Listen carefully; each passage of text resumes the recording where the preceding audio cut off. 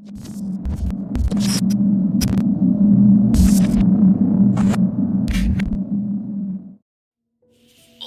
meus caríssimos e queridos ouvintes e amantes do terror. Agora são exatamente 00:33 e está começando a terceira transmissão da rádio Tenebres, a melhor apresentadora dos relatos mais macabros de todos. E esta voz que vocês estão ouvindo neste exato instante é a voz da Gil, sua locutora zumbi favorita, que veio para aterrorizar sua madrugada de hoje. E nesta transmissão, vim para compartilhar um relato que eu tenho certeza que muitos de vocês vão compreender. Talvez seja doloroso de ouvir, ou talvez nem tanto. Vai depender do quão amarga está a vida de cada um de vocês, nossos queridos ouvintes. Pode ser que a história de hoje seja uma espécie de aviso ou uma reflexão acerca de um assunto complexo que permeia a vida de muitas pessoas. Eu realmente não sei. Sou apenas uma locutora de rádio. Mas se tem algo que sei muito bem, é que o relato de hoje começará assim que eu fizer a contagem do 3, 2, 1. De súbito, meu celular vibrou. Ao abrir os olhos lentamente, notei que tudo estava escuro e que apenas a tela do aparelho fornecia alguma luz no quarto. Quando me sentei na cama, passei as mãos nos olhos, buscando afastar o peso do sono sobre eles. Em seguida, peguei o celular e fui ver o motivo dele ter feito barulho. Desinteressado em saber as notícias recentes do aplicativo, deixei o aparelho na cama novamente e me levantei. Minhas pernas e costas estalaram assim que fiquei de pé. Os dias em que desperto assim são terríveis. É como se cada grito que eu escutasse dentro da minha mente, entrando diretamente em seus confins, fosse capaz de provocar algum tipo de choque que me acorda para a velha e desprezível realidade.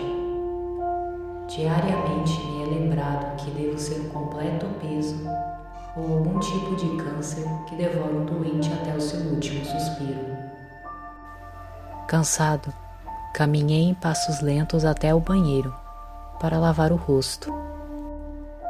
Às vezes é doloroso demais pensar nessas coisas, pois assim pareço cada vez menos com um digno ser humano e mais com uma carcaça viva e oca, ocupando um espaço que não mereço e comendo um prato de comida que poderia ser mais útil para outra pessoa. Após sentir a água fria da torneira lavar minha pele e escorrer um pouco entre meus cabelos, alcancei a toalha e rapidamente me sequei.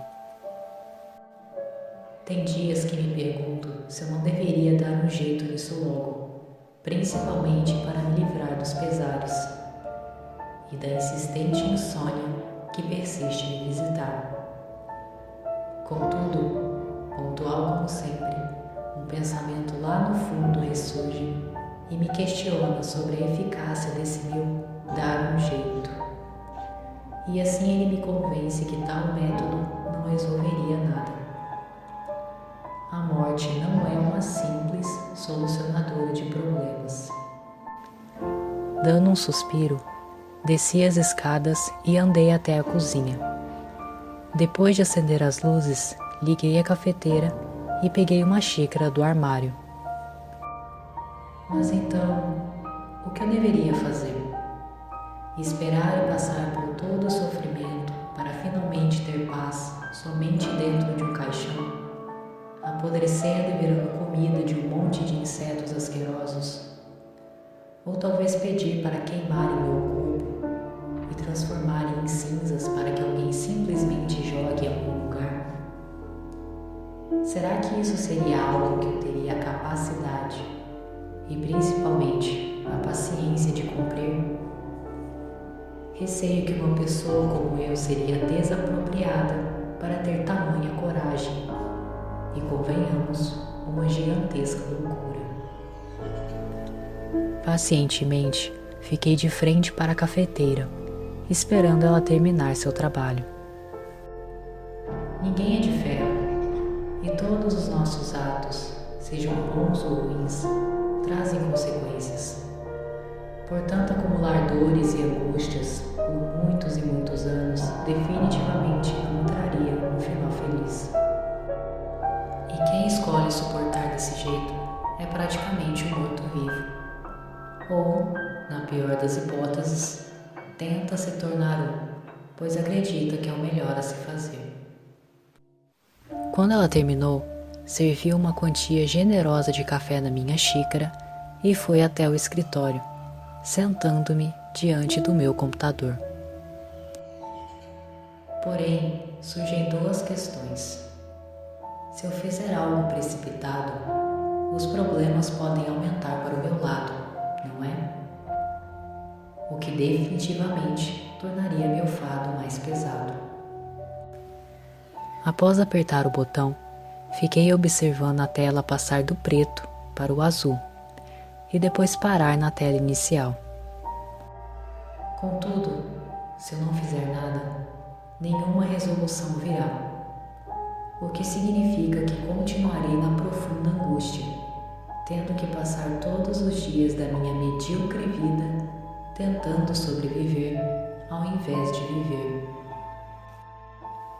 Depois de abrir uma das gavetas e pegar meu velho caderno, que já estava cheio de folhas preenchidas com informações pessoais, folheei até chegar onde eu tinha parado da última vez.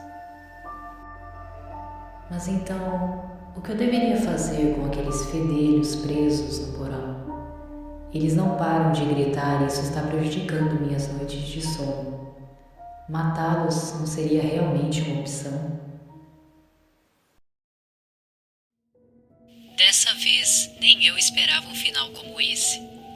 Quem diria, não é mesmo? Às vezes as pessoas descontam suas dores de modo bem extremo, eu diria. Mas, infelizmente, o relato de hoje chegou ao fim.